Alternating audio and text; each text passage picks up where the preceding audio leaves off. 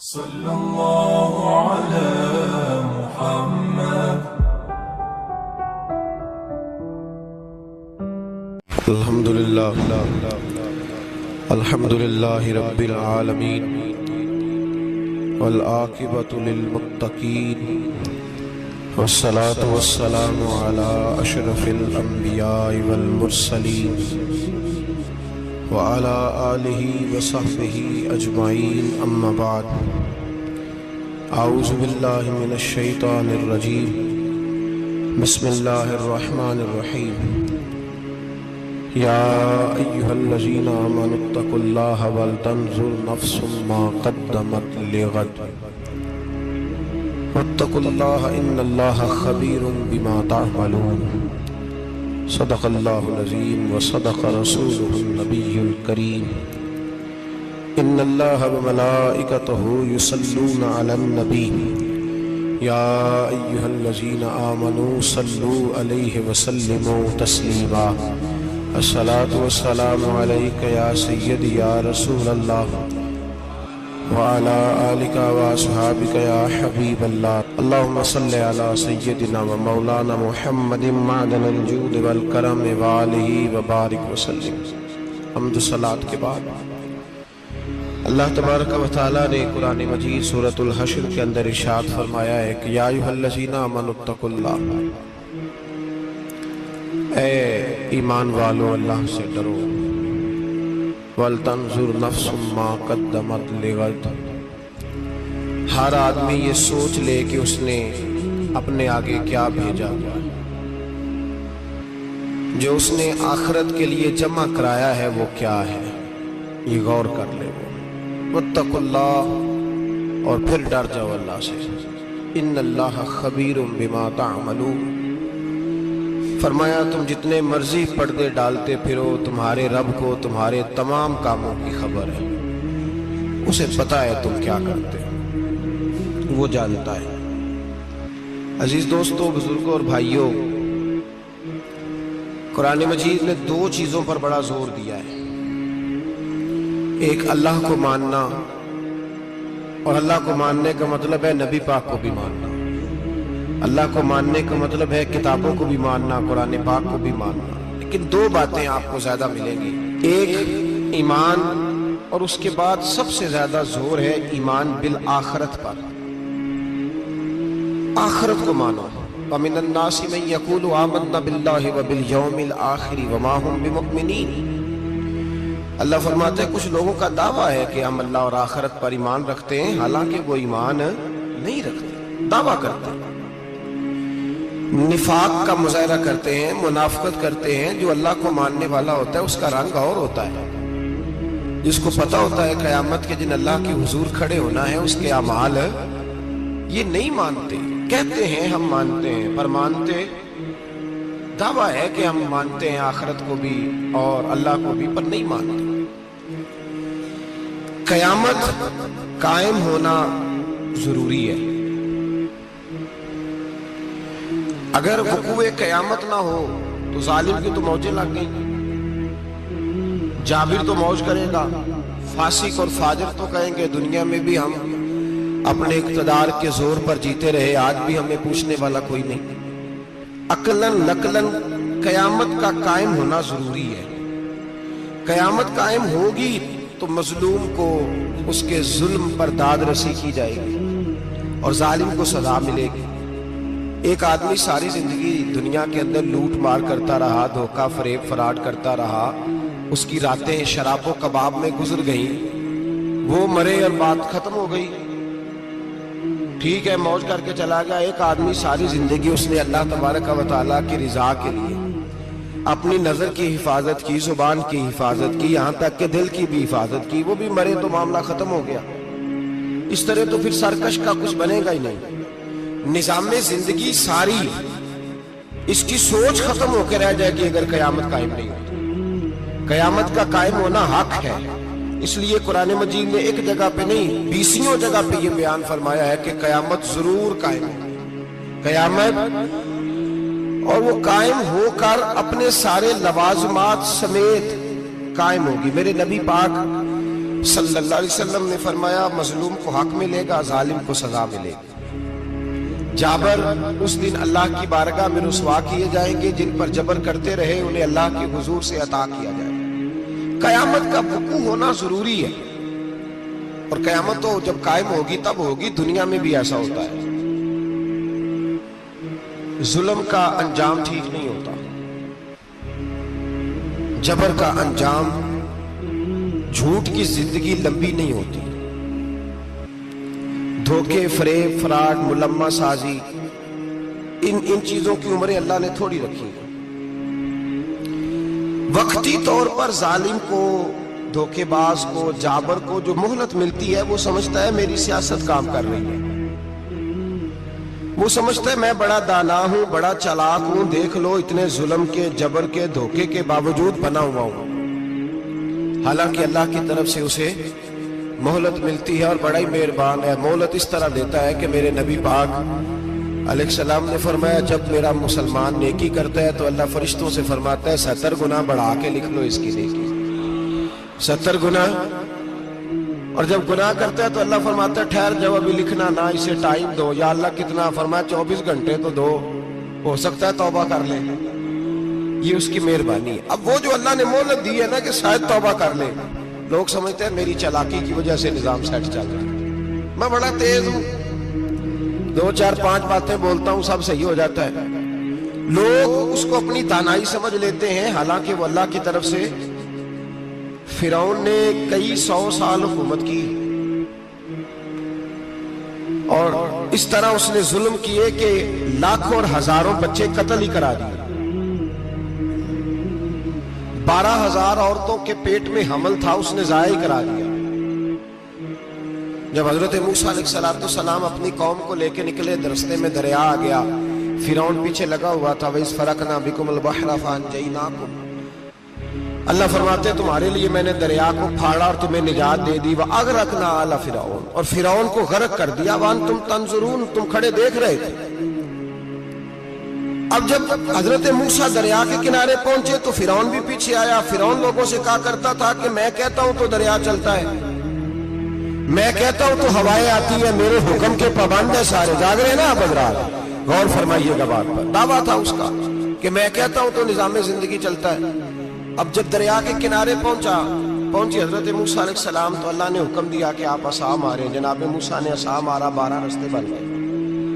اب حضرت موسیٰ کی قوم گزر رہی تھی تو فرعون سے پوچھنے لگے کہ تو کہتا تھا میرے حکم سے چلتا ہے، تو وہ تو حضرت موسیٰ نے ڈنڈا مارا ہے تو رستہ بن گیا۔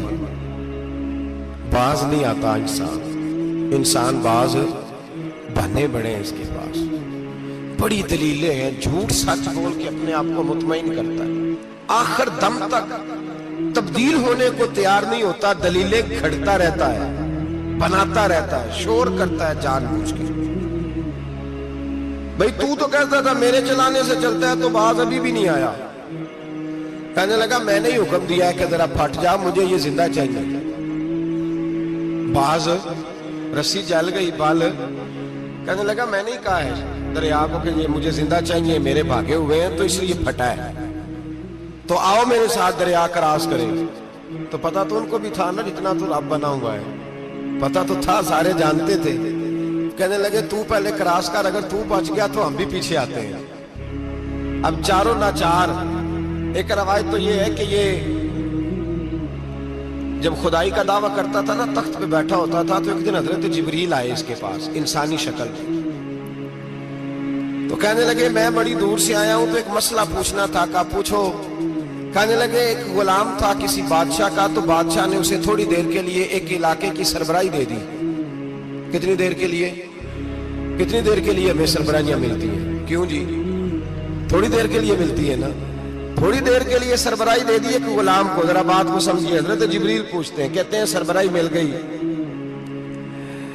اب وہ مالک ہی بن کے بیٹھ گیا ہے، وہ بات ہی نہیں سنتا، اس کو تھوڑی دیر کے لیے بنایا تھا، وہ تو خدائی کا دعویٰ کرنے لگا ہے۔ آپ بتائیں اس کا انجام کیا ہونا چاہیے؟ یہ مسئلہ پوچھنے آیا ہوں۔ تو فرعون کہنے لگا اس کا انجام یہ ہے کہ اسے پانی میں غوطے دے دے کے مار دے۔ انجام کیا ہے؟ بولیے کیا انجام ہے؟ کیا انجام ہے جی؟ پانی میں اللہ اکبر اپنی سزا تجویز کر رہا ہے. اس کی سزا کہ اسے پانی میں غوطے دے دے کے مارو ظالم کو. اسے تھوڑی دیر کے لیے بنایا تھا اور وہ چھائی گیا ہے, قبضہ ہی کر گیا ہے. حضرت جبریل کہنے لگے جی آپ لکھ کے دے دیں گے؟ کہنے لگا لاؤ لکھ دیتے ہیں. لکھوا لیا. جناب جبریل رکا لے کے تشریف لے گئے. اب جب فرعون دریا میں آیا نا تو اللہ نے حکم دیا مل جا. جب دریا ملا چیخنے لگا تو حضرت جبریل آئے, کہنے لگے تیرا ہی فتویٰ ہے, یہ تیری سزا ہی ہے نا. ہم بھی بڑی سزائیں تجویز کرتے ہیں. یہ جھوٹا ہے جی, اس کا تو فلانا علاج ہونا چاہیے, تو اگر تو جھوٹ بولے تو یہ فلانا بڑا جاور ہے جی, اس کے ساتھ اس طرح ہونا چاہیے, تو اگر تو یہ کام کرے تو جو سزا تو لوگوں کے لیے تجویز کر رہا ہے تو اپنے بارے میں بھی سوچ. اب جب غوطے آئے نا آخری وقت دیکھا وہ فرعون جو کہتا تھا میری مرضی سے دریا چلتا ہے. علامہ صاوی نے تفسیر صاوی میں لکھا ہے تڑپ کے رونے لگا. جب یہ مزاج ہے, ایک دفعہ اوپر آتا ہے آدمی جب دریا میں جاتا ہے, اوپر آیا تو چیخنے او میرے حواریو خدا کا واسطہ مجھے بچاؤ. کہنے لگے تو کہتا تھا میری مرضی سے چلتا ہے. بے بسی ہے, تڑپتا ہے, روتا ہے. وارث شاہ مان کری نہ وارثہ دا, رب بے وارثہ کر کے مار دائی.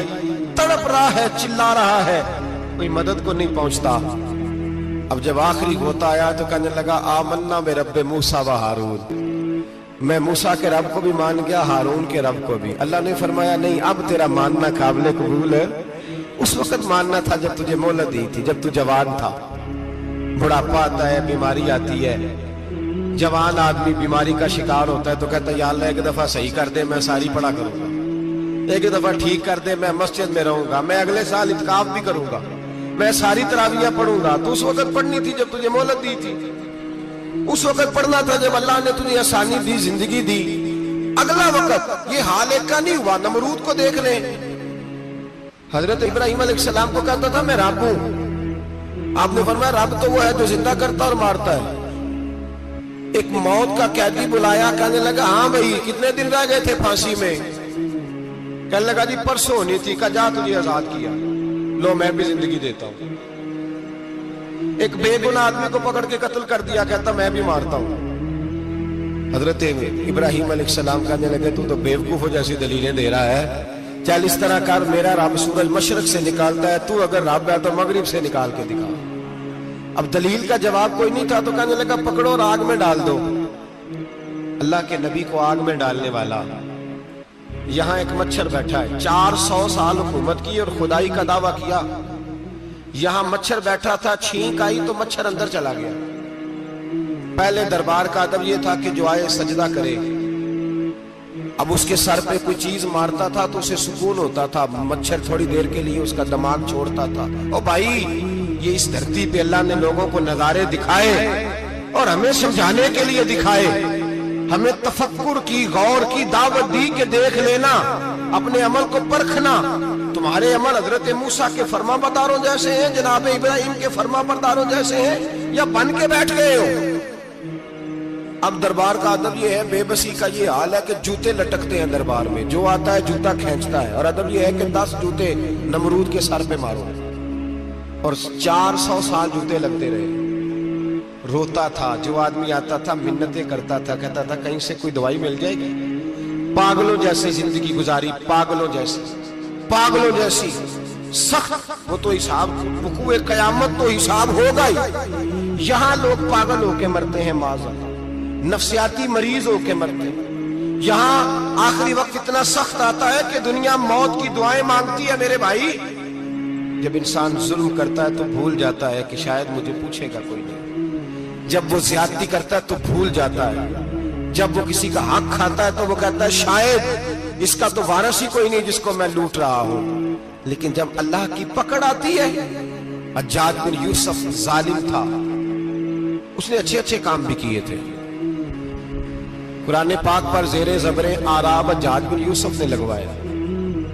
محمد بن قاسم کو ہندوستان سندھ کے علاقے فتح کرنے بھی حجاج بن یوسف نے بھیجا تھا. ساری خوبیاں اپنی جگہ پر, ظالم بہت بڑا تھا. کسی آدمی نے اس کے سامنے کونے کی طرف منہ کر کے ساتھ والے سے بات کر لی تو کہنے لگا میرے خلاف کیا, اس کو لے جاؤ, 2 ٹکڑے کر کے واپس لے آؤ. तूती बोलता है ना इक्तदार, जब किसी के हाथ इक्तदार होता है ना, वो चाहे एक घर का ही क्यों ना हो, वो 10 बंदे फैक्ट्री में काम करते हो और जो उनका मालिक होता है वो कहता मैं मालिक हूं, मुझे मानो। जब तू साहिब इक्तदार होता है ना, जब तू सुसर बन के बैठता है और किसी गरीब घर की बहू आती है 2-4, तो कहता मेरा इक्तदार होना चाहिए। जब मैं खांसने लगूं तो हर आदमी के हाथ में टिश्यू पेपर होना चाहिए। जब मैं बोलने लगूं तो बंधे हुए हाथों से हर आदमी जी जी करता हुआ खड़ा होना चाहिए। जिस आदमी का, और ये काम बहू भी करती है कई दफा, वो भी कहती है कि तुम्हें पता नहीं मैं कितना लंबा चौड़ा जहेज लेके आई हूं। जब मैं सोने के लिए अपने बेडरूम में जाऊं तो खबरदार बूढ़े बाबे को इजाजत नहीं कि वो खांसे। अम्मा को चाहिए कि अगर उसको बड़ी सख्त प्यास भी लगी है तो मेरे सोते सोते बावर्ची खाने में बर्तन ना खटखटाए। जो जहां भी जिस स्टेज पे भी बैठता है वो कहता है कोई नहीं मुझे पूछने वाला, मैं मुतले को लेनान हूं। जवान बूढ़ों का मजाक उड़ाते हैं, समझते हैं शायद कभी बूढ़े नहीं होना, मजाक उड़ाते हैं। तंदुरुस्त लोग बीमारों का मजाक उड़ाते हैं, शायद कभी बीमार नहीं होना। हज्जाज बिन यूसुफ जालिम था, जुल्म करता था, ज्यादती करता था। हजरत सईद बिन जुबैर एक ताबी बुजुर्ग थे, इतने बड़े बुजुर्ग थे कि सारी रात नमाज पढ़ते थे, सारा साल रोजा रखते थे। एक दिन उन्होंने मिंबर पे बैठ के कहा कि हज्जाज जुल्म से बाज आ जाए वरना अल्लाह की लाठी बड़ी बेआवाज है। अल्लाह की लाठी, इसका क्या मतलब होता है? इसका मतलब है जब रब की लाठी चलती है तो उसकी आवाज जी, उसका पहले कोई पैगाम, वो पहले ऐलान नहीं करता कि तगड़े हो जाओ लाठी चलने लगी है। लाठी चलती है पर उसकी आवाज, समझ आ रही है मेरी बात की? जुमातुल विदा के लिए तशरीफ लाने वाले अहबाब खास गौर फरमाइएगा। हज्जाज बिन यूसुफ को पता चला कि हजरत सईद बिन जुबैर ने मेरे खिलाफ बात की, बुला लिया। कहने लगा तूने मेरे खिलाफ बात की है? फरमाने लगे की है। कहने लगा तुझे पता है मैं कत्ल कर दूंगा? आप फरमाने लगे ना तू जिंदगी का मालिक है ना मौत का मालिक है, तू कैसे कत्ल कर? कहने लगा तुझे पता है मेरा? फरमाया मैंने तुझे नहीं, मैंने तो कई शद्दाद, कई हम्माद, कई कारून, कई फिरौन, कई नमरूद देखे, कईयों की दास्तानें सुनी, तू कौन है? तू तो छोटा सा है। एक जुमला है मुल्ला जलालुद्दीन रूमी का, बड़े दरवेश थे, एक बात कह गए। कहने लगे नमरूद जितने पैसे नहीं, फिरौन जितनी हुकूमत नहीं, कारून जितनी दौलत नहीं, वरना फरमाने लगे मेरे जमाने में भी कई लोगों का खुदा बनने को दिल करता है, कई लोगों का दिल करता है, लेकिन नमरूद जितने पैसे, फिरौन जितनी ताकत और कारून जितनी दौलत नहीं, वरना हो सकता है लोग दावा करता है माज़अल्लाह सुम्मा माज़अल्लाह। ये आज से कई 100 साल पहले वो कह रहे हैं, आज तो हालात बड़े अबतर हैं, उसकी निस्बत खतरनाक है। फरमाने लगे हजरत सईद बिन जुबैर तू जिंदगी मौत का मालिक नहीं। कहने लगा पकड़ो, कत्ल करो इसे, ले जाओ। जब पकड़कर खींच कर ले जा रहे थे ना, तो हजरत सईद बिन जुबैर मुस्कुराने लगे। अब जालिम के सामने मुस्कुराए तो उसको बड़ा गुस्सा आया, ये मेरा मजाक उड़ाता है। बुला लिया, इधर आओ, क्यों मुस्कुरा रहे हो, क्या हुआ? तो हजरत सईद बिन जुबैर कहने लगे मैं मुस्कुरा रहा हूं तेरी बेवकूफी पर और अपने अल्लाह की दी हुई ढील पर। मैं मुस्कुरा रहा हूं कि या अल्लाह क्या बात है, क्या तेरा शान है, कैसे लोगों को ढील दी हुई है। मैं मुस्कुरा रहा हूं तेरी बेवकूफी पर कि तू समझता है शायद मुझे पूछने वाला कोई नहीं। कहने लगा इसको बाहर ना ले जाओ, मेरे सामने कत्ल करो। ठीक है जी, कत्ल करने लगे तो हजरत सईद बिन जुबैर ने मुंह काबे की जानिब कर लिया। इन्नी वज्जहतु वजही लिल्लज़ी फतरा अस्समावाति वल अर्द हनीफम वमा अना मिनल मुशरिकीन। जब आपने ये आयतें पढ़ी ना कि मैंने मुंह कर लिया है अपने रब की जानिब, करो मुझे कत्ल। कहने लगा नहीं नहीं, इसका मुंह फेरो, काबे की तरफ हो के कत्ल ना हो। है जालिम पर पागल हो गया है। हजरत सईद बिन जुबैर के हौसले ने शिकस्त दे दी, नाकाम हो गया, मखबूतुल हवास हो। कहने लगा इसका मुंह फेर दो। जब काबे से फेरा तो आप फरमाने लगे लिल्लाहिल मशरिकु वल मगरिबु फइन्नमा तवल्ला फसम्मा वजहुल्लाह। अल्लाह फरमाता है तुम मशरिक और मगरिब सारा ही अल्लाह का है, जिधर भी मुंह करोगे उधर अल्लाह ही अल्लाह है, जिधर भी मुंह करोगे उधर अल्लाह ही अल्लाह है, चारों जाना। फेर दे जिधर मुंह फेरना है, तूने फेर दिया मुंह। حضرت سعید بن جبیر کے گلے پہ خنجر رکھا تو آپ نے ہاتھ اٹھائے، کہنے لگے اے اللہ میرے بعد اسے کسی اور پر مسلط نہ کرنا، میرے بعد کسی اور پر مسلط نہ، بس میں آخری ہوں۔ جب آپ ذبح ہوئے تو اتنا خون نکلا کہ لوگ کہتے ہیں جتنا اونٹ کے وجود سے نکلتا ہے، تر ہو گیا سارا اس کا دربار۔ ایک سمجھدار آدمی کو بلا کے کہنے لگا اتنا خون میں نے بڑے بندے قتل کرائے ہیں پر اتنا خون نہیں نکلا۔ تو وہ کہنے لگے لوگ مر جاتے ہیں، مرتے وقت ڈر جاتے ہیں، سہم جاتے ہیں، خون سکڑ جاتا ہے، لگتا ہے یہ شخص جب دنیا سے گیا ہے تو ڈٹ کے گیا ہے، یہ ڈٹ کے گیا ہے دنیا سے۔ حجاج بن یوسف رات کو سویا تو تڑپ کے اٹھا، کیا ہوا؟ گھر والے کہنے لگے کیا ہوا؟ کہنے لگے سعید بن جبیر خواب میں آئے اور کہتے ہیں اٹھ مجھے بتا تو نے مجھے کیوں قتل کیا، بتا کیوں مارا؟ اگلی رات پھر سویا تو وہی خواب، پھر سویا تو وہی خواب۔ گناہ نفسیاتی مریض بنا دیتا ہے، ظلم تجھے مخبوط الحواس کر دیتا ہے۔ جب تو زیادتی کرتا ہے تو اللہ فرماتے ہیں کہ تو اللہ کو بھولتا ہے، اللہ تجھے اپنا آپ بھلا دیتا ہے، پھر تو بھول جاتا ہے، پھر تو سیدھے رستے پہ چلتا ہے پر بھٹک جاتا ہے، پھر تو صحیح رستوں کا تعین کر کے بھی گمراہ ہوتا ہے، پھر تو روز وہی گاڑی چلاتا ہے پر اب جب تو بریک لگاتا ہے تو نہیں لگتی۔ جب گناہوں کے ساتھ تو مخبوط الحواس ہوتا ہے تو روز وہ کاروبار کرتا ہے، لیکن جب تیرے گناہ تجھے گھیر لیتے ہیں پھر اسی کاروبار میں تو نقصان اٹھاتا ہے۔ حجاج بن یوسف تڑپتا ہے، روتا ہے، یہاں تک کہ بیمار ہو گیا، پیٹ میں درد ہوتی ہے، پتہ نہیں کیا ہوا، تکلیف ہوتی ہے، پتہ نہیں، سارے حکیم طبیب ڈاکٹر کوئی نہ سمجھ سکا کہ بیماری کیا ہے۔ جو بیماریاں خدائی ہوتی ہیں ان کا لوگوں کو پتا، جو آزمائشیں رب کی جانب سے ہوتی ہیں وہ ڈاکٹروں کے ہتھے نہیں چڑھتی، جو تکلیفیں اللہ دیتا ہے ان کا حکیم طبیب علاج نہیں کر پاتے، مشکل، اور شفا اسی وقت ہوتی ہے جب اللہ دینا چاہے، اور جب رب ہی دینا نہ چاہے تو بڑے بڑے ڈاکٹر کہتے ہیں کہ ہمارے بس کی بات نہیں رہی۔ بغداد سے حکیم آئے، پیٹ دیکھا، کہنے لگے نہ تیرے معدے میں کوئی دقت ہے، نہ تیرے جگر میں، نہ کسی اور جگہ، ماجرا کیا ہے؟ ایک آخری علاج ہے، آخری، وہ کیا؟ گوشت کا چھوٹا سا ٹکڑا دھاگے کے ساتھ باندھ کے منہ میں ڈالا اور پھر ایک باریک سا تنکا لے کے اس کو اندر ڈالنے لگے گلے میں۔ وہ گوشت کا ٹکڑا جب حلق کے اندر اتر گیا، اس حکیم نے واپس کھینچا تو کیسے ایسی بدبو آئی جیسی کبھی سونگی نہ تھی۔ جانور کیڑے مکوڑے لگے ہوئے باہر نکلے، اور جب دیکھا تو جتنے محل میں لوگ بیٹھے تھے چلاتے ہوئے نکل گئے کہ یہ کیا مصیبتیں ہیں۔ حکیم بھی اٹھ کے دوڑنے لگا، کہا تجھے کیا ہوا؟ کہنے لگے حجاج تیری بیماری زمینی نہیں، تیری مصیبت زمینی نہیں۔ کہا میری مرض تک تم کیوں نہیں پہنچ پا رہے؟ تو کہنے لگے لگتا ہے تو بد دعا کا مریض ہے، لگتا ہے تو ظلم کا مریض ہے، تو جبر کا مریض ہے۔ تڑپتا رہا، سسکتا رہا۔ ایک وقت وہ بھی آیا کہ گھر والوں نے کمرے میں بند کر کے تالا لگا دیا، دیوار سے ٹکرے مارتا۔ او بھائی، جو گناہوں کے بیمار ہوتے ہیں انہیں شفا نہیں ہوتی، جو ظلم جبر بربریت کے بیمار ہوتے ہیں انہیں سکون قلبی میسر نہیں آتا۔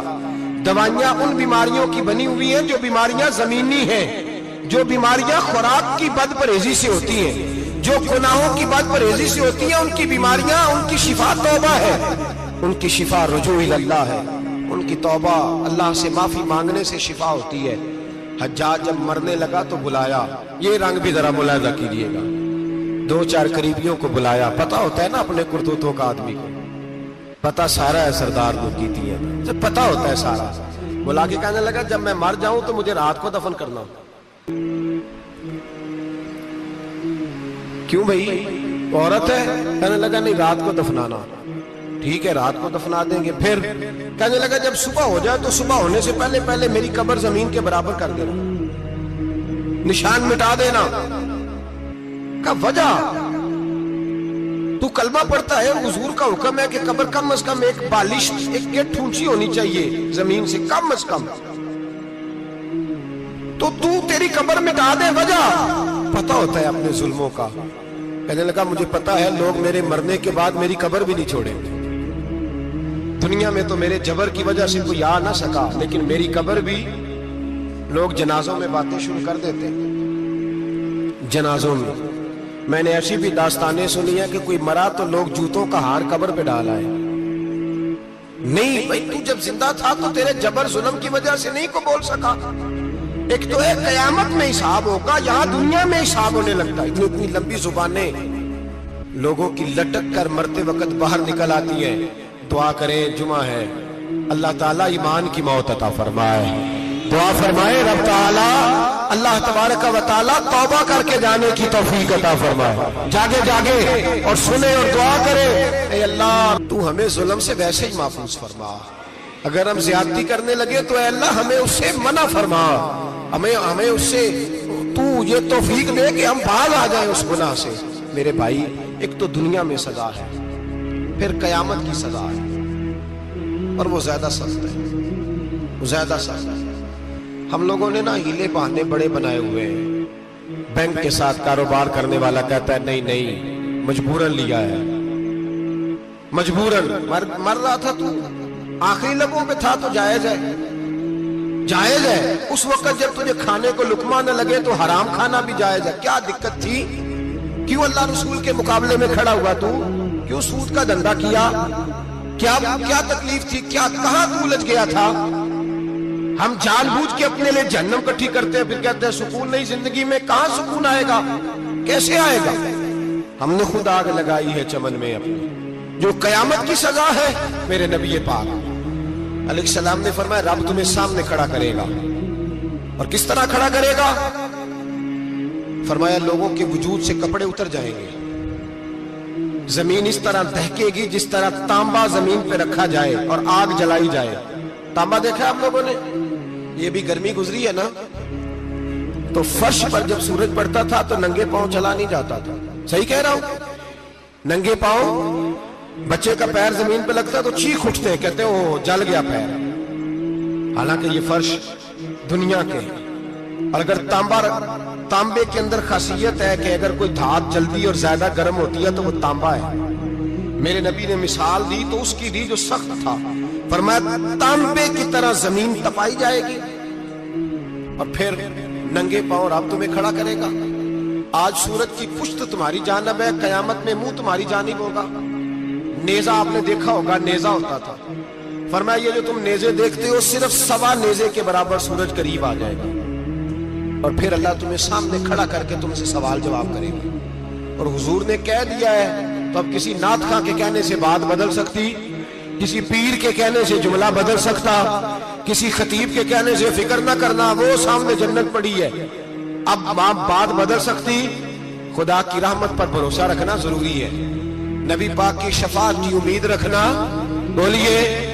لیکن جو حضور نے بیان کیا ہے اس کو ماننا بھی یہ بھی ضروری ہے. میرے نبی پاک نے فرمایا اللہ تم سے حساب لے گا اور اللہ پوچھے گا، تم نے جواب دینا ہے. حضور کس شے کا؟ فرمایا جو پہنتے ہو اس کا جواب نہیں دینا، جو کھاتے ہو اس کا جواب نہیں دینا، جو اللہ کے رستے میں دیتے ہو اس کا جواب، باقی ہر شے کا جواب دینا ہے. ادھر جو پلاٹ ہے اس کا بھی جواب دینا ہے، اور وہ جو بچوں کو پیسے بتائے ان کا بھی جواب دینا ہے، جو چھپائے ہیں ان کا بھی. ثم لتسألن یومئذ عن النعیم. جو کمیٹی اپنے محلے میں ڈالی ہے اس کا بھی جواب دینا ہے، جو سسرال کے علاقے میں ابا جی سے چوری ڈالی ہوئی ہے اس کا جواب بھی، سب کا جواب دینا ہے. تمام حساب کتاب. اور اللہ فرماتے ہیں میں سامنے کھڑا کر کے ہر سوال کا تجھ سے جواب، تجھے ہر سوال کا جواب. اچھا یہ جو بڑے لوگ تھے وہ حساب سے ڈرتے تھے، ہم چھوٹے لوگ ہیں ہم حساب سے ہم نہیں ڈرتے، ہم کہتے ہیں دیکھی جائے گی. بڑے لوگ جو تھے وہ حساب سے. حضرت ابو بکر صدیق دعا کرایا کرتے تھے، دعا کرو اللہ مجھ سے حساب نہ پوچھے. حضرت عمر فاروق رضی اللہ تعالیٰ عنہ اپنے بیٹے سے کہتے تھے بیٹا اپنے باپ کے لیے رحمت کی دعا کرنا، میں درگزر والا ہوں، میں حساب والا کوئی نہیں. بڑے لوگ ڈرتے تھے. بڑے لوگ حضرت عثمان غنی قبر پہ کھڑے ہوتے تھے تو داڑھی آنسوؤں سے بھیگ جاتی. غلام کہتے ہیں حضور 3 دفعہ نبی پاک نے آپ کو جنت کی بشارت دی ہے، 3 دفعہ بشارت دی ہے تو آپ کیوں اتنا روتے ہیں؟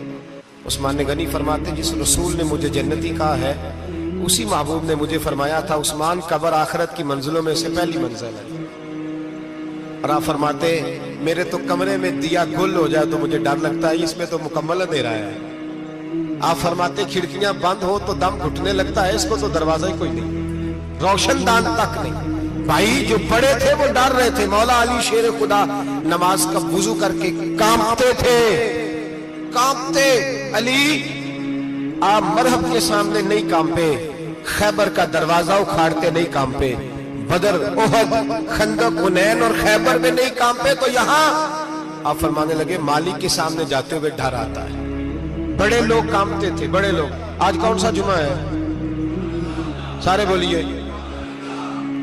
حالانکہ یہ اگلے سال دوبارہ آئے گا, ہمارا نہیں پتا کہ ہم ودا ہو جائیں گے کیا بنے. یہ کون سا جمعہ ہے؟ آیا جمعہ تو آئے ہم. آج ایک فکر لے کر کے جانا, ایک سوچ. جہاں روز رات کو بیٹے کی ٹینشن, بیٹی کی ٹینشن, بھائی کی ٹینشن, پوتے کی ٹینشن ہوتی ہے نا, ایک ٹینشن اور اپنے آج ایک ٹینشن بڑھا لو, قبر کی ٹینشن پیدا کر لو, قیامت کی تھوڑی سی فکر کر لو, تھوڑی سی, ایک لمحے کے لیے صحیح تھوڑا خیال پیدا کرے. حضرت حسن بصری نام سنا ہوا ہے نا, یہ حضرت علی کے شاگرد ہیں. نبی پاک کے گھر میں آ جاتے تھے کئی دفعہ, بچے تھے جب. حضرت حسن بصری تابعی ہیں. فرماتے خانہ کعبہ میں عمرہ کرنے گیا, طواف کعبہ کر رہا تھا تو بڑا عجیب منظر ہوا. رات کی تنہائی ہوئی. اس وقت کئی دفعہ طواف بند بھی ہوتا تھا, اس لیے کہ رش کم ہوتا تھا تو رات کو سب سو جاتا تھا. کہتے رات ذرا گہری ہوئی تو لوگ اپنا اپنا خیمہ لے کے جاتے تھے. اب تو ہوٹل ہے نا تو خیمے لگتے تھے, لوگ خیمہ لے کے جاتے تھے, جہاں جگہ ملتی تھی خیمہ لگا کے رہتے تھے. فرماتے میں رات کو سویا خیمے میں, ایک دردناک آواز آئی. میٹھی ہے, دھیمی ہے, پر درد بڑا ہے. کوئی رونے والا رو کے کہتا ہے اللہ حساب قیامت میں مجھ سے نہ لینا, اے اللہ تنہائی میں جتنا مرضی حساب لینا پر لوگوں کے سامنے نہ لینا. اور پھر کہتا ہے اللہ فضل تو تب کرے جب تو میرا حساب پوچھے ہی نہ. پھر چند منٹ گزرے تو پھر وہ رونے لگا. میرے کانوں میں آواز آئی, کہنے لگا اے اللہ حساب تو ان کا لیا جاتا ہے جو حساب کے قابل ہوتے ہیں. اعلیٰ حضرت کہتے ہیں نا رضا سے تو کیا حساب لے گا, رضا بھی کسی حساب میں ہے. اے اللہ میں قابل نہیں, مجھ سے حساب نہ لینا. کہتے تھوڑی دیر گزری تو پھر وہ رونے لگا. پھر ذرا سانس سنبھلے تو پھر کہنے لگا اے اللہ میں تو لوگوں کو کوئی بندہ حساب پوچھ لے تو نہیں دے سکتا, میں تجھے کیسے حساب دوں. پھر تڑپنے لگا. کہتے تھوڑی دیر گزری تو پھر ایک لفظ انہوں نے کہے, رونے والے نے, کہنے لگے اللہ دیکھ تیرے محبوب کا فرمان ہے جو معافی مانگے تو اسے معاف کر دیا کرتا ہے. اے اللہ میں معافی مانگنے آیا ہوں اور مسجد نہیں آیا, میں کعبۃ اللہ ہی آ گیا ہوں. کہتے ہیں وہ اتنا روئے کہ چیخ آئی ان کی, اور جب دھڑام سے کوئی زمین پہ گرا تو میں پریشان ہوا کہ اب تو بے ہوش ہو گیا. فرماتے ہیں میں زور سے اٹھا فٹافٹ اور اس شخص کی طرف بڑھا. میرے دل میں خیال ہے کوئی گناہگار ہے بیچارہ, تو چلو میں بھی دعا کرتا ہوں, اس کو کہتا ہوں بیٹے فکر نہ کر, اللہ تیری مدد کرے گا. فرماتے میں گیا اس نیت کے ساتھ کہ میں کہوں گا چلو اٹھو تم بھی دعا کرو, میں بھی کرتا ہوں, اللہ ہم سے حساب نہ پوچھے. کہتے میں گیا تو وہ شخصیت بے ہوش پڑی تھی, کالے سیاہ بال ان کے چہرے پہ بکھرے ہوئے تھے. کہتے ہیں لوگوں جب میں نے زلفیں ہٹائیں چہرے سے تو میرا وجود کانپنے لگا آسمان ٹوٹ پڑے گا, زمین پھٹ جائے گی, ستارے بکھر جائیں گے, آج بہ جائیں گے سمندر. فرماتے ہیں میری چیخیں نکل گئی. یہ کوئی گناہگار تو نہیں, یہ تو حضرت فاطمہ کے پوتے امام زین العابدین ہے, یہ تو امام حسین کا وہ بیٹا ہے جو کربلا میں تنہا بچے تھے. فرماتے میں امام کا چہرہ دیکھا تو بھاگ کے آیا اور میں نے اپنی داڑھی ان کے پیروں کے ساتھ مس کی اور میں نے کہا حضور اٹھیے. امام اٹھے تو میں نے کہا شہزادے تیرے تو اشارے سے اللہ کئی گناہگاروں کو بخشے گا, تیری تو دعا سے اللہ بخشے گا, یہ کیا کر رہے ہو. امام زین العابدین کہنے لگے حسن بصری ادھر آ یار, ادھر آؤ بزرگو, میرے دادا کے پاس رہنے والے ہو, میں نے آج ہی سنا ہے کہ اس کا عذاب بڑا سخت ہے, آؤ میرے لیے دعا کرو، اللہ پاک مجھ سے حساب نہ پوچھے، کہا حضور نہ کریں۔ اب فرمانے لگے تجھے نہیں پتا کچھ چیزیں ایسی ہیں کہ رب نے اگر حساب پوچھا تو میں واقعی جواب نہیں دے پاؤں گا، چل کر میرے لیے دعا۔ کہتے میں نے ہاتھ باندھے، حضور میں نہیں کرتا، اٹھا کہہ۔ فرماتے میں نے ہاتھ اٹھائے، میں نے کہا اے اللہ تیرے رسول کا شہزادہ ہے، یہ تیرے رسول کا شہزادہ ہے، یہ کہہ رہا ہے تو فضل کر۔ او بھائی جو بڑے تھے وہ تو تڑپتے تھے، سسکتے تھے۔ ابو علی ہیتی کہتے خانہ کعبہ میں پتھر پہ سر رگڑ رگڑ کے کوئی بوڑھا کہہ رہا تھا اے اللہ اول تو حساب نہ لینا، اور اگر لینا تو مجھے اندھا کر کے اٹھانا، میں تیرے نیک بندوں کے سامنے شرمندہ نہیں۔ اقبال رو پڑے، اقبال کچھ لوگوں نے لکھا ہے یہ آخری ربائی ہے ڈاکٹر اقبال کی، آخری، اس کے بعد شاید اس نے کلام نہیں، کچھ سیرت نگاروں کا خیال ہے۔ اقبال مدینے کی طرف منہ کر کے کہنے لگے تو غنی ازہر دو عالم من فقیر، اللہ تو غنی ہے میں تو فقیر ہوں، روز محشر عذر ہائے من پذیر، اے اللہ اول تو میرا کوئی عذر قبول کر لینا محشر کے دن، اور اگر نہ کرنا ہوا اگر تمہیں بینم حسابم نہ گزیر، اگر ضرور ہی میرا حساب لینا ہے، اے اللہ اگر تو نے ضرور لینا ہے، اے اللہ اگر ضرور ہی لینا حساب، اول تو میرا عذر مان لینا، میری کمزوری پہ رحم کرنا، اے اللہ میرے بڑھاپے پر میری کمزوری پر رحم کرنا، اگر ضرور حساب لینا ہے از نگاہ مصطفیٰ پنہا بغیر، تو اے اللہ ذرا حضور کی نگاہوں سے اوجھل کر کے لینا، اے اللہ مجھے شرم آئے گی۔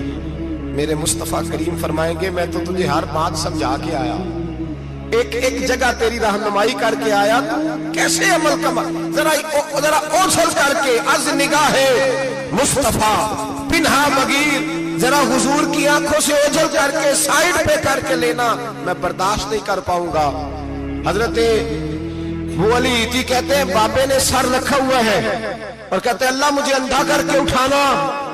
فرماتے میں گیا، میں نے کہا چلو میں دعا کرتا ہوں جا کے۔ فرماتے جب میں نے جا کے بزرگوں کی کمر پہ ہاتھ رکھا، ان کا چہرہ دیکھا تو یہ کوئی گناہگار تو نہیں، یہ تو بغداد کے پیر عبد القادر جیلانی ہے، یہ تو محبوب سبحانی غوث سمدانی ہے، یہ تو وہ شخص ہے جو قدم لگائے تو اللہ ولایت عطا کرتا ہے۔ جو بڑے تھے وہ ڈر رہے تھے، معین الملت والدین عطائے رسول ہند الولی غریب نواز حضرت خواجہ معین الدین اجمیری رحمت اللہ علیہ، خواجہ قطب الدین بختیار کاکی کو تنہائی میں بلا کے کہنے لگے معین الدین سید زادہ ہے، معین الدین حضور کے خاندان میں پیدا ہوا ہے، معین الدین سے اس کے پیر کو بڑی امیدیں تھیں، معین الدین کو رسول پاک نے ہندوستان بھیجا تھا، پر قطب الدین یار معین الدین تبلیغ کا حق نہیں ادا کر سکا۔ حضرت خواجہ قطب الدین کہنے لگے حضور 90 لاکھ تو مسلمان کر دیے، اور کیا حق تھا؟ فرمایا نہیں، جب تو تہجد کی نماز پڑھے نا بیٹا اپنے لیے دعا مانگنا تو خدا سے کہنا مولا میرے پیر کی کوتاہیاں معاف کر، وہ جس اعزاز کا تھا وہ کام نہیں کر سکتا، جو بڑے تھے ان کی تو باتیں بڑی تھی، یہ جو ہم چھوٹے آئے ہیں نا نئے ٹکٹیں دیتے پھرتے، ٹکٹیں، بے نمازی جاہل ان پڑھ بھی ٹکٹیں بانٹتا ہے لوگوں کو، تو بھی بخشا ہے تو بھی بخشا ہے۔ وہ 90 لاکھ لوگوں کو رائے حق پر لگا کے بھی کہتے تھے نہیں حق تو یہ ہے کہ حق ادا نہ ہوا، حق تو یہ ہے کہ حق، کوئی شے پلے نہیں، ڈٹا ہوا کھڑا ہے مسلمان، ڈٹا ہوا۔ یہ حساب سنے، کسی نے حضرت ابو ہریرہ سے کہا کہ کوئی ایسی حدیث سناؤ جو آپ کو بھی بڑی محبوب ہو۔ حضرت ابو ہریرہ نے چیخ ماری، رونے لگے اور بے ہوش ہو گئے، پھر ہلایا پانی پلایا، اٹھے، کہا حضور بات کی تھی حدیث سنائیں، پھر رونے لگے۔ ہمیں تو نہیں نہ رونا آتا، ہمیں تو تب آتا ہے جب بیٹا بات نہ مانے، ہمیں تو تب آتا ہے جب کاروبار میں نقصان ہو جائے، ہمیں تو تب رونا آتا ہے جب ہمارا کوئی دوست ہمارے بارے میں غلط بات کر دے، بے عزتی دنیا کی ہو جائے۔ حضرت ابو ہریرہ 3 دفعہ ہوش آیا، 3 دفعہ روئے اور کہنے لگے عزیزو یہ وہ والی حدیث ہے کہ میں سوچتا بھی ہوں تو میں تڑپ اٹھتا ہوں۔ کہا کون سی حدیث؟ تو حضرت ابو ہریرہ کہنے لگے میں نے نبی پاک سے سنا ہے قیامت میں سب سے پہلے علماء کا حساب ہوگا، سب سے پہلے उलमा का।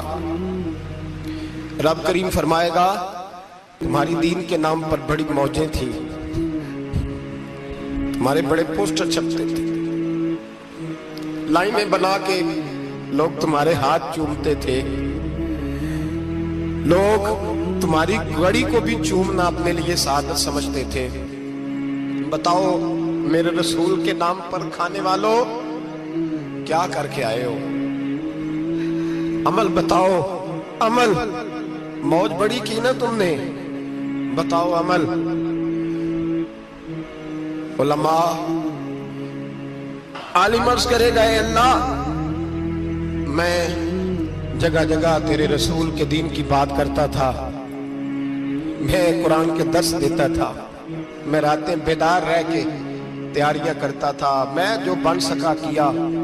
रब फरमाएगा नहीं, तूने तो इसलिए किया था कि लोग तुझे पीर साहब कहें, मौलाना साहब कहें, तेरे नारे लगाए तो लगे नहीं फिर तेरे नारे, फिर लोगों ने लंबे लंबे अलकाबात पुकारे नहीं तेरे। हुजूर सैयद आलम अलैहिस्सलाम फरमाते हैं पहला हिसाब उसका लेगा जो आलिम कहलाता था। रब पूछेगा तुझे ताकत दी, हिम्मत दी, बोलने की सलाहियत दी, अपने फजल से दी, बता क्या कमा के आया है। हजरत अबू हुरैरा रोते हैं, कहते हैं मैं भी तो हदीसें सुनाता हूं, मैं भी तो आलिम हूं, मेरे पीछे भी तो लोग भागते हैं। लोगों बताओ अगर अल्लाह ने अबू हुरैरा से पूछा तो क्या जवाब देगा? अल्लाह फरमाएगा उलमा के लिए बुखारी मुस्लिम है, इन्हें उठाओ और जहन्नम में डाल दो। इमाम गजाली फरमाते हैं अगर किसी आलिम को सजा मिली तो सबसे सख्त आलिम को मिलेगी। दुआ फरमाए अल्लाह मेरे जैसे लोगों को हिदायत का रास्ता अता फरमाए, और जो कहते हैं समझते हैं अल्लाह उस पर अमल की तौफीक अता फरमाए। फरमाया हजरत अबू हुरैरा ने दूसरे नंबर पर सखी अल्लाह की बारगाह में खड़ा किया जाए, मालदार। रब फरमाएगा बोल, कुछ ऐसे भी थे जिनके पास शाम की रोटी नहीं थी, तुझे मैंने तेरी तिजोरी भर के तुझे दौलत अता की, तुझे विरासत में मैंने मुरब्बे दिए, जायदादें दी। बता वो कुछ वो थे सवेरे मजदूरी करने जाते थे, कमा के लाते थे, हजारों रुपया तेरी बैंक में पड़ा था, बता क्या किया तूने? ऐ अल्लाह मैंने मस्जिद में दिए, मदरसे में दिए, 30 दिन अफ्तारियां पकाता रहा। अल्लाह फरमाएगा तू झूठ बोलता है, तू सारा कुछ इसलिए करता था कि लोग तुझे सखी कहे। हाँ हाँ तेरा ऐलान हुआ मस्जिद में, लोगों ने कहा वो देखो कितने पैसे दे रहा है, इसका वो देखो नाम लिखा हुआ है अस्पताल के एक कोने में कि ये वाला ब्लॉक फलां सेठ साहब ने बनाया, ये देखो लिखा हुआ है कि ये कमरा मदरसे का इसने बनाया, तो लिख दिया गया, नारे लग गए, अब जा दौड़ जा। अल्लाह जहन्नम में फेंक देगा। फरमाया फिर शहीद खड़ा किया जाएगा। हाँ भाई तुझे ताकत दी, हिम्मत दी, बता कहां खर्च, कहां? ए अल्लाह शहीद ही हो गया। फरमाया वो तो इसलिए हुआ था कि लोग तुझे शहीद कहें, बहादुर कहें, तेरे नाम पे रोड का नाम रखा जाए, तमगाए हुस्ने कारकर्दगी मिले, सो मिल गया। मेरे लिए बता क्या करके आया है मेरे लिए? इसे उठाओ और जहन्नम में फेंक दो। भाइयों अजाब कड़ा है, अजाब सख्त है, हिसाब सख्त है, और जो हिसाब लेने वाला है उसको, मैं ना तरावी हो रही थी तो कारी साहब ने एक सूरह यासीन शुरू की, वमताजुल यौमा अय्युहल मुजरिम। अल्लाह फरमाता है कयामत में मैं कहूंगा मुजरिम जो है ना वो सफों से बाहर आ गए, सफों से बाहर आ गए। एक हमारे फिजिक्स के टीचर होते थे तो बड़ी सख्त छड़ी मारते थे, तो जब वो कद भी बड़ा था, जलाल भी बड़ा था, और उसूल बड़े अच्छे इंसान थे लेकिन सख्त थे, तो मुझे याद आता था कि जब वो सवेरे आके कहते जिसने काम नहीं लिखा वो बाहर निकल आए। दो किस्म की चोट लगती थी, एक तो ख्याल ये आता था कि शर्मिंदगी बड़ी होगी कि सारे स्टूडेंट बैठे हैं और 2 3 4 को कहा वहां मुर्गे बन जाओ, बड़ी शर्म आती थी।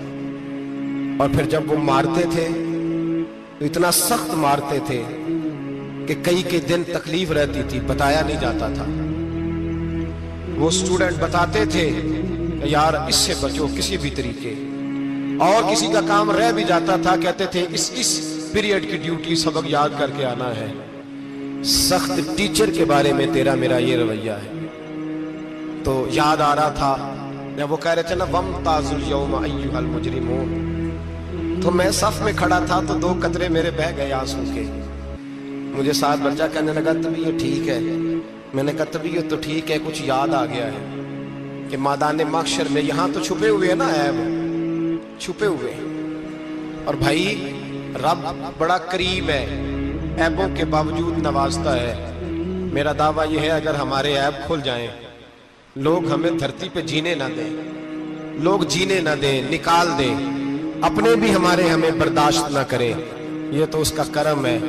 پتہ سارا ہے سردار نو کیتیاں دا، پردہ چپایا ہی تیرا بھلا ہو سی۔ وَامْتَازُوا الْيَوْمَ أَيُّهَا الْمُجْرِمُونَ، اللہ فرمائے گا مجرم باہر آ جائے۔ یا اللہ کیا ہوگا؟